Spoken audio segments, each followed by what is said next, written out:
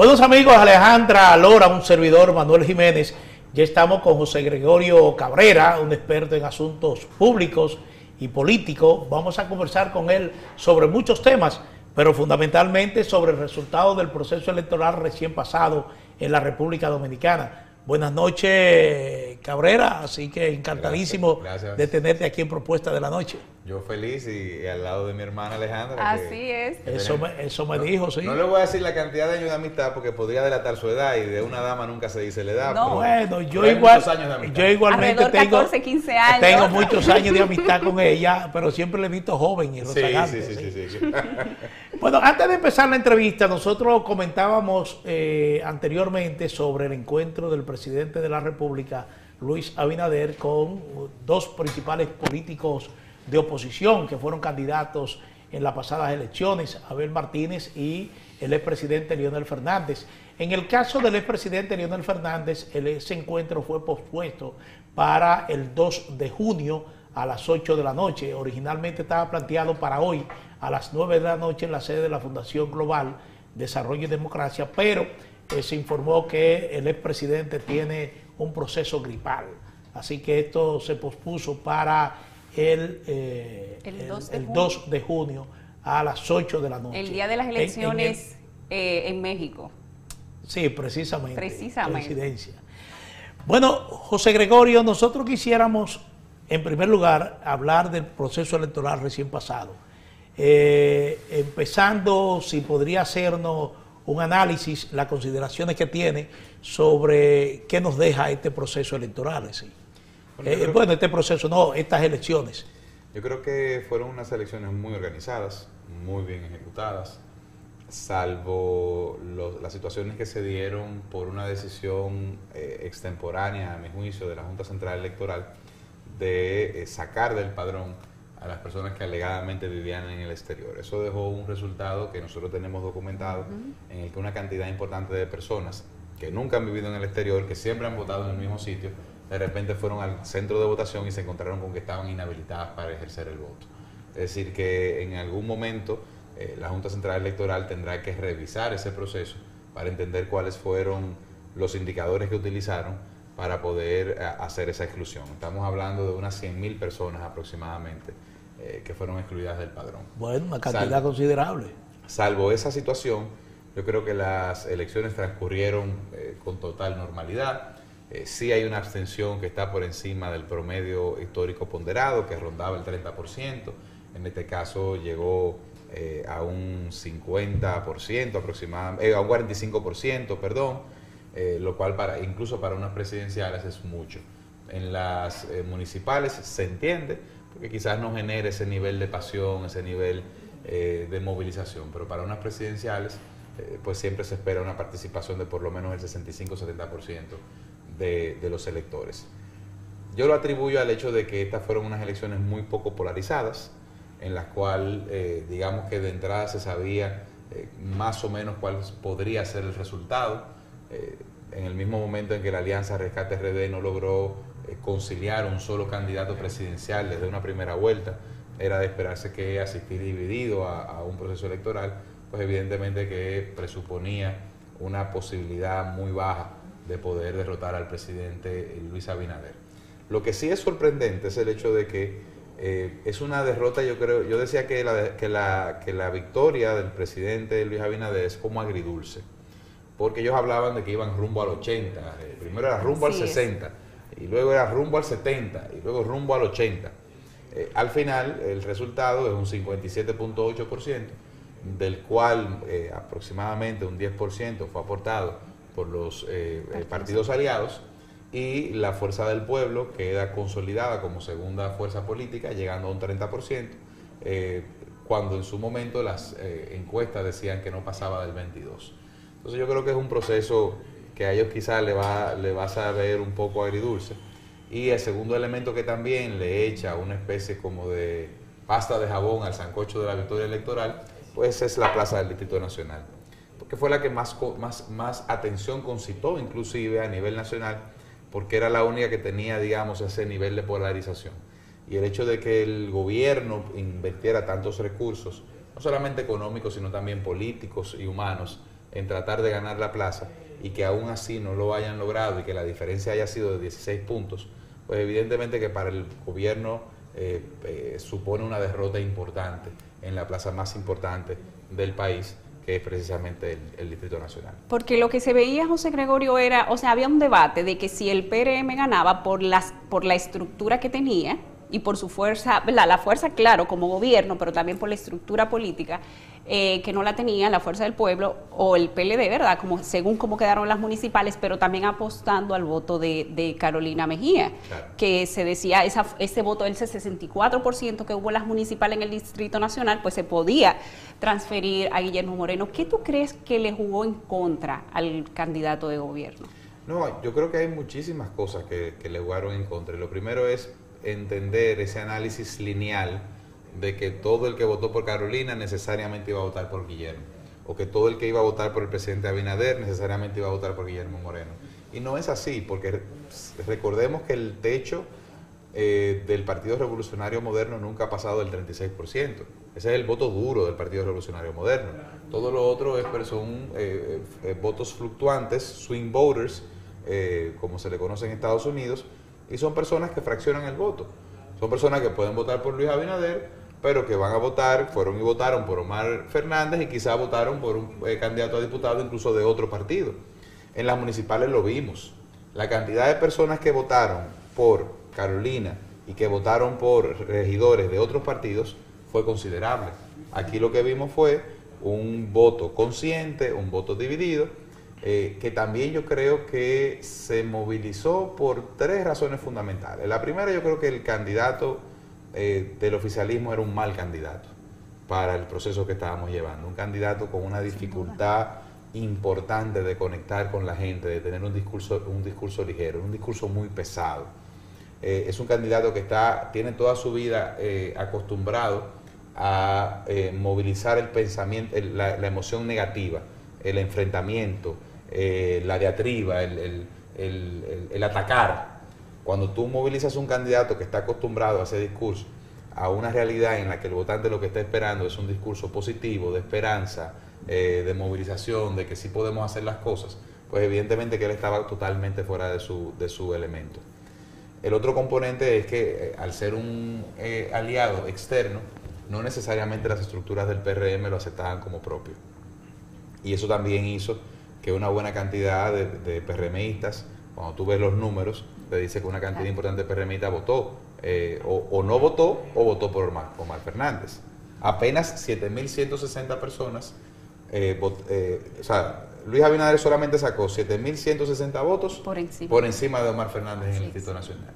Eso te indica, y cuando sumas también las boletas de diputados, te das cuenta que mucha gente votó por Luis, por Omar Fernández y por los candidatos a diputados del PRM.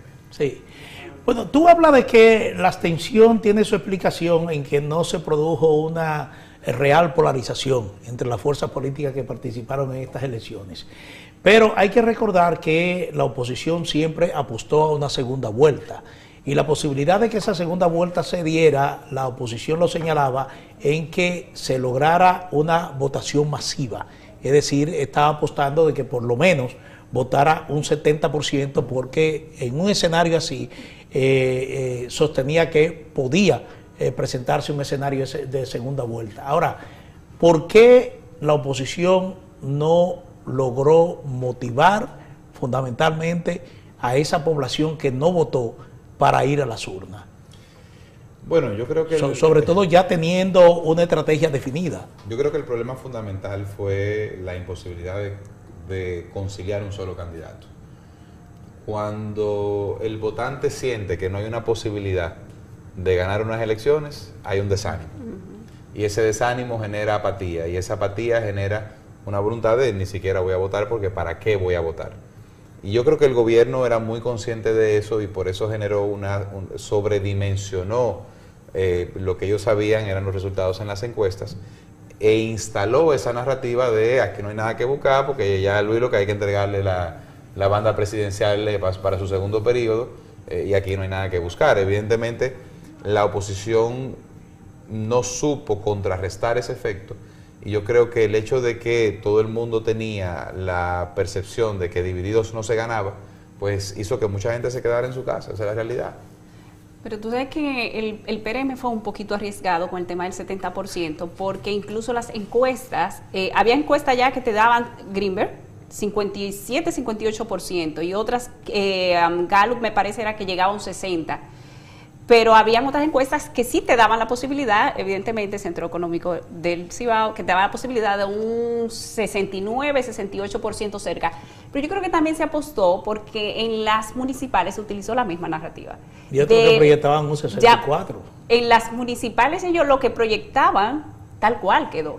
Entonces yo siempre decía, bueno, pero ellos fueron con tanta seguridad en las elecciones municipales y tal les salió, pues de algún modo tienen la seguridad también para ahora para las presidenciales.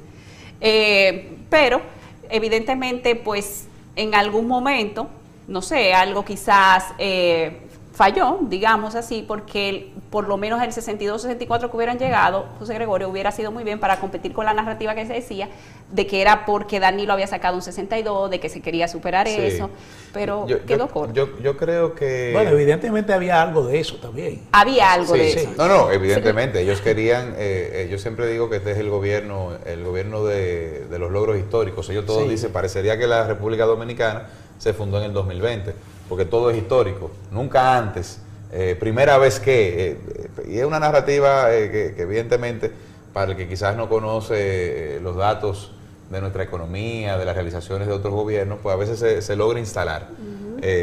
Pero yo creo que hay dos cosas que le afectaron mucho al presidente Abinader. Una fue que se vio obligado a empeñar una buena parte de su capital político precisamente para cargar al candidato del Distrito Nacional, al candidato a senador del Distrito Nacional. Eso le costó un capital político importante. El otro tema también es que él tuvo que en algún momento, tomaron la decisión de hacerlo.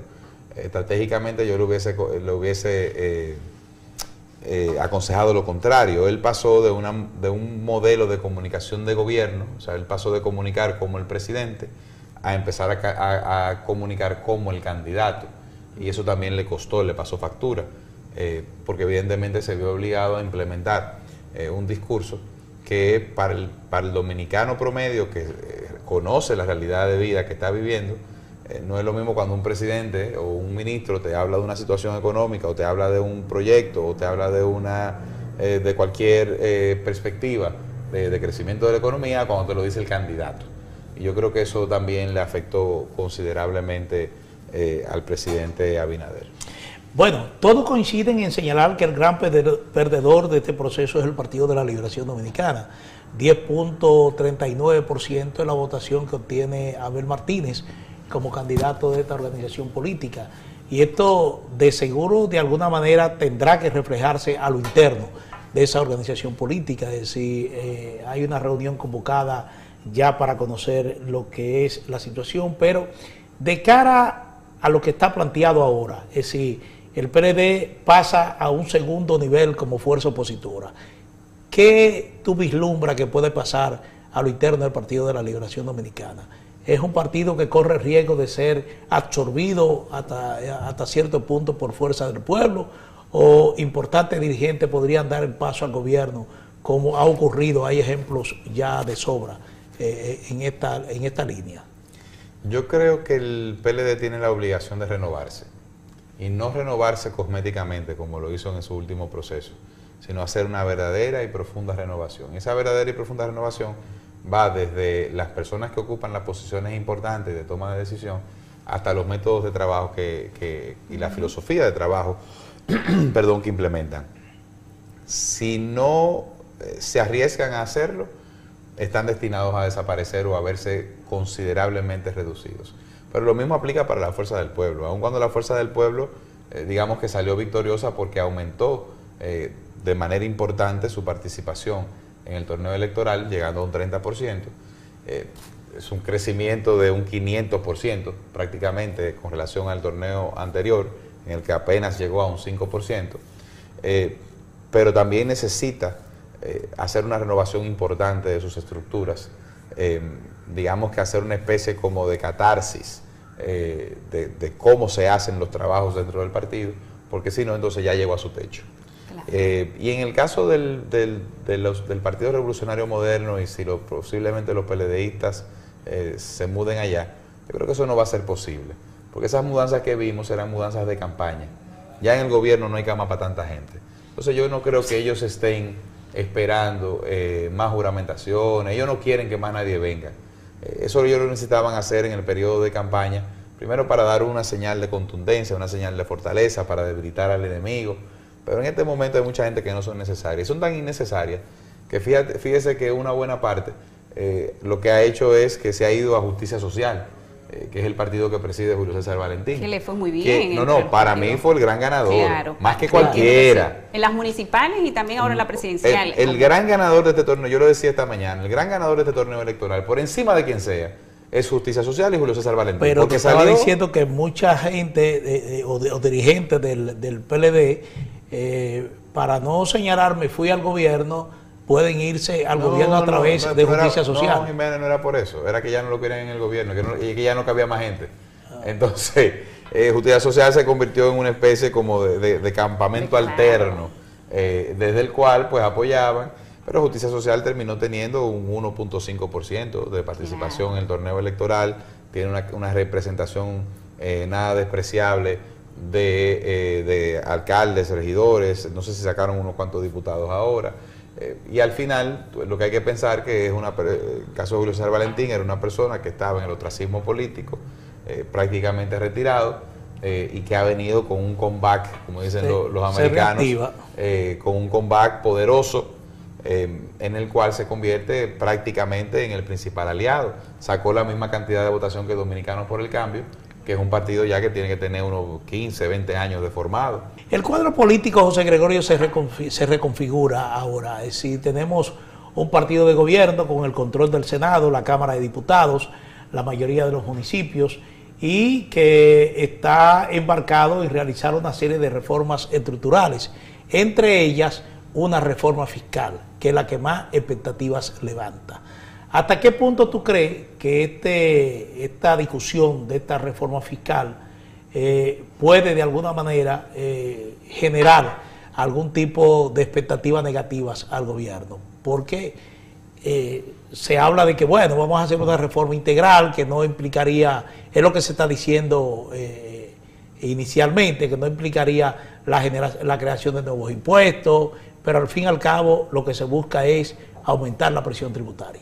Sí, yo creo definitivamente que el proceso de reforma, no solamente la tributaria, sino también la constitucional, le va a generar una presión importante a este gobierno y le va a generar también un desgaste político, que es la razón por la cual ellos están intentando hacer esto al inicio del gobierno.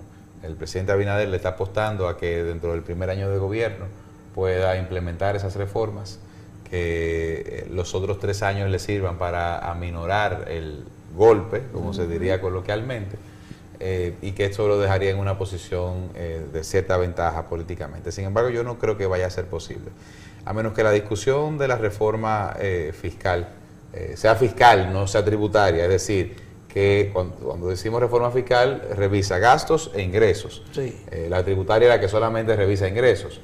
Si realmente se hace una verdadera reforma fiscal que parta de un consenso nacional, eso necesariamente tendrá que impactar, por ejemplo, el nivel de informalidad, que ronda el 52% en el país. O sea, habrá que buscar un método de promover la formalización y con esto ampliar la base y la cantidad de contribuyentes.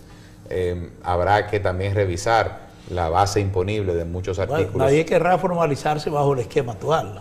Precisamente, y a eso es que me refiero. Tendremos que crear un marco regulatorio y fiscal que sea lo suficientemente ventajoso y beneficioso como para que la gente se sienta incentivada a formalizarse. Es decir, que el costo de yo ser informal sea mucho más alto que el de yo ser formal, que en este momento es todo lo contrario. Entonces, evidentemente que va a haber que abordar una serie de elementos que son sensibles para la economía, para diferentes sectores del empresariado, que le van a terminar afectando políticamente al gobierno del presidente Luis Abinader. Y me parece que por eso precisamente es que está tratando de generar reuniones ya desde hoy con el liderazgo de la oposición, en una especie como de ponerle la pelota en la cancha de ellos, en una acción en la que se diga, bueno, yo los invité al diálogo, si ellos no vinieron, el problema de ellos. como lo hizo también al inicio del gobierno, en el cual se presentaron 13 propuestas de reforma, de las cuales ninguna se hizo.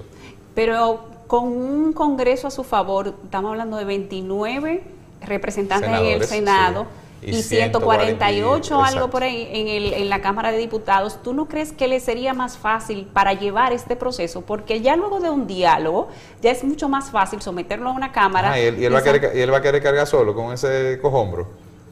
No, él quiere que él ha garantizado que esa mayoría será utilizada para gobernar con consenso, en base al diálogo y el consenso. Bueno, pero fíjese otra cosa. Eso hay que manejarlo muy bien, sea, porque eso puede ser un arma de doble filo, ahí es que voy. Claro, él lo que quiere es dividir entre todos la carga política. No, esto fue un consenso, esto fue un tema de todos, no en la realidad, que es de su mayoría. Pareciera entonces fácil legislar con un Congreso a tu favor, pero en el fondo no en los tiempos en que estamos. Es fácil hacerlo, pero evidentemente, y yo lo decía desde el inicio, y por eso yo insistía, en que ellos no estaban calculando bien ese mismo tema de ganar en el Distrito Nacional, y es el hecho de que si tú no tienes voces de contrapeso, entonces toda la culpa te cae de ti. Te cae todo lo bueno, pero también te cae todo lo malo. Entonces, no por casualidad, como te decía ahorita, el gobierno ha empezado una campaña, porque va a ser una campaña, ya lo verás, de tratar de generar una especie como de consenso o una percepción de consenso frente a la población para que la gente diga, bueno, porque se pusieron de acuerdo. Pero yo no estoy seguro que eso vaya a ser posible. Además, el proceso de reforma constitucional que pretende iniciar el presidente Abinader va a generar una tensión política en sectores importantes, sobre todo en sectores conservadores. Bueno, él tiene un discurso que yo no sé si la oposición se lo puede comprar. Él dice, es la última vez que me postulo. Y el candado que estoy procurando colocar a la Constitución, muchos dicen que ese candado ya está colocado, es precisamente para evitar que cualquier gobernante intente reformar de nuevo la Constitución para buscar un tercer mandato. La realidad es que nosotros no necesitamos una reforma constitucional. Eso es un eufemismo del presidente Abinader, es una excusa para promover un cambio que él quiere promover dentro de la Constitución, que yo espero que no sea el del modelo de reelección. Todos esperamos eso, porque ya una primera vez él había dicho que nunca se hubiese reelegido y ya está reelecto. Entonces ojalá que no sea con ese fin. Sin embargo, no importa cuál sea el objetivo, yo decía, usaba la analogía. Hay que partir del hecho de que una eventual reforma constitucional no se le aplicaría a él. Sí, habría que confiar en su palabra. Pero es más que eso, porque al final yo siempre usaba la analogía de que abrir un proceso de reforma constitucional es como abrir los 7 sellos del apocalipsis, porque es que todo el mundo se pone ansioso. Los sectores conservadores se van a poner ansiosos porque van a entender que se va a atacar la definición de la vida y la definición de matrimonio, pero también habrán sectores que podrán entender que hay una serie de derechos que podrían ser también atacados. Es decir, el tema, por ejemplo, de cómo se eligen los jueces, de cómo se elige la Junta Central Electoral. Es decir, hay una serie de disposiciones en la Constitución que van mucho más allá simplemente del tema de la reelección. Dos cosas. Bueno, ya Alfredo Pacheco, que es el presidente de la Cámara de Diputados, propuso un tema. Él dice que hay que reducir el número de diputados. Pero igualmente esto ya es una reforma electoral, porque el método de Home ha planteado muchas interrogantes en este proceso electoral. Hay diputados muy bien votados que no salen, hay otros muy mal votados que sí salen. Entonces... sí, yo creo que nosotros tenemos una deformación del modelo electoral, porque donde se utiliza el método de Home, que además suelen ser democracias parlamentarias europeas, se suele hacer por lista. Es decir, el partido, mediante mecanismos de democracia interna o mediante mecanismos de elección pura y simple, pues hace una lista del 1 al 6, en el caso, por ejemplo, de la primera circunscripción del Distrito Nacional, y se van asignando los escaños, y sin importar la cantidad de votos, o sea, no hay voto preferencial, sino que el primer escaño le toca al primero de la lista, y así sucesivamente. Aquí tenemos un Frankenstein de doble cabeza, en el cual tenemos voto preferencial dentro de un sistema de método de Home. Sí. Y esa es la deformación que se genera en el sistema dominicano. O usted tiene voto preferencial y es un voto, un hombre, y la persona que saca más votos, pues accede a la curul, o usted, en busca de mantener cierto nivel de balance, que también en la República Dominicana se ha demostrado que todo lo contrario, que lo que genera es un desbalance, pues entonces establece un método de Home con listas. Bueno, el problema es que así los partidos mayoritarios se llevarían prácticamente todos los cargos. ¿En cuál caso usted dice? En el primero de los ejemplos que pone. En el caso del voto preferencial. Sí. Yo no lo creo. Bueno, el mejor ejemplo son estas elecciones. Tú tienes candidatos que tienen 14, 9, a medida que 7, aumente la cultura del votante a fraccionar. Claro, y al final, ¿quiénes entraron? Hay una candidata en la tercera circunscripción que sacó 1.200 votos, o sea, no le alcanzaba ni siquiera para ser regidora, y hoy es diputada. Y es por la cantidad masiva de votos que sacó el partido oficialista. Lo que a mí me extraña es que este debate se estuviera dando ahora, porque desde hace un tiempo sí se sabía, José Gregorio, lo del método de Home y cómo eso podría perjudicar este proceso al final del Congreso. Pero ¿por qué ahora, justo en esta semana, después que pasa y después que los candidatos se vieron perjudicados y los partidos políticos en su representación, pues es que se da ese debate, cuando se tuvo tiempo para verlo? Lo que pasa es que nunca antes fue tan evidente como en este proceso electoral. O sea, nunca antes se habían visto casos tan extremos como el que se está viendo en este proceso electoral. Hay candidatos que tienen 14.000 votos y no salen diputados. Sí, lo que pasa es que, a ver, nosotros tenemos, si mal no recuerdo, puedo estarme equivocando, nosotros tenemos 3 periodos de utilizar este método. No sé si 4, estoy casi seguro que 3. Entonces, el 2020 fue muy sui generis, porque fue un proceso en el que tú tenías un gobierno fuerte, pero también una ola a favor de la oposición que hizo que las cosas estuviesen balanceadas. Pero lo mismo en el 16, tú tenías un gobierno, un PLD muy fuerte, pero tenías un PRM ya consolidado que había participado en unas elecciones con un buen aunque no ganaron, con un buen desempeño. Entonces, quizás no lo habíamos sentido tanto como lo sentimos ahora, en el cual el PRM es una fuerza mayoritariamente mayoritaria, valga la redundancia. Más las alianzas. Y entonces tú tienes localidades donde de 6 sacaron 4, de 5 sacaron 4, es decir, el desbalance se nota mucho más, porque la cantidad de votos que sacaron en una sola boleta, digamos que contraviene el principio fundamental de implementar el método de Home. Y como ahora rápidamente que vimos que Avanza RD, ellos dijeron que se iban a convertir en un bloque. Otra deformación. Claro, ¿cómo lo ven? Eso es otra estrategia del gobierno para no tener a nadie que no sea de su control dentro del Consejo Nacional de la Magistratura. O sea, vamos a tener 3 bloques. Claro, entonces tú vas pero el tema no son los bloques, el tema es que la Constitución te dice que el Consejo Nacional de la Magistratura estará conformado por los diputados o bloque de diputados de la segunda mayoría. Entonces, ¿qué es lo que están buscando ellos? Que además, para mí, es una interpretación legal errónea la que le están dando, porque la segunda mayoría es precisamente la fuerza del pueblo. Porque la segunda y ya hay jurisprudencia al respecto de que la segunda mayoría es la segunda mayoría electoral. Pero no pareciera. Precisamente como el PRM. Exactamente. Sí, eso, pero el planteamiento cuando yo lo vi, yo dije, pero, o sea, ¿cuál es el punto de formar un bloque de 5 partidos independientes? Ustedes no son mayoría, pero bueno, como bloque sí. Quizá a nivel comunicacional puede tener su efecto, pero a nivel eso va a haber que digamos que someterlo al tamiz de la interpretación constitucional. Mi parecer es que no, mi parecer es que la segunda fuerza, sin lugar a dudas, es la fuerza del pueblo. El que ellos se unan como bloque no los convierte en fuerza, porque no son el mismo partido, son partidos totalmente diferentes y disgregados, a menos de que hay otro argumento, y es el hecho de que si bien son partidos aliados, pero fueron dentro de una misma alianza. Entonces yo creo que es una movida estratégica para intentar dejar fuera la fuerza del pueblo de la conformación del Consejo Nacional de la Magistratura. Posiblemente veamos que intentarán hacerlo también en la Cámara de Diputados, aunque ahí los números yo no creo que le den, y me parece que no debe ser, porque precisamente eso violenta el principio por el cual se creó el Consejo Nacional de la Magistratura, que era tener balance político en la selección de los jueces de las altas cortes. Bueno, Muchísimas gracias, José Gregorio Cabrera, experto en asuntos públicos y políticos, por esta interesante entrevista aquí en Propuesta de la Noche por Metrovisión, Canal 62. Alejandra Lora, un servidor Manuel Jiménez, solo nos resta agradecerle su sintonía y desearle muy buenas noches.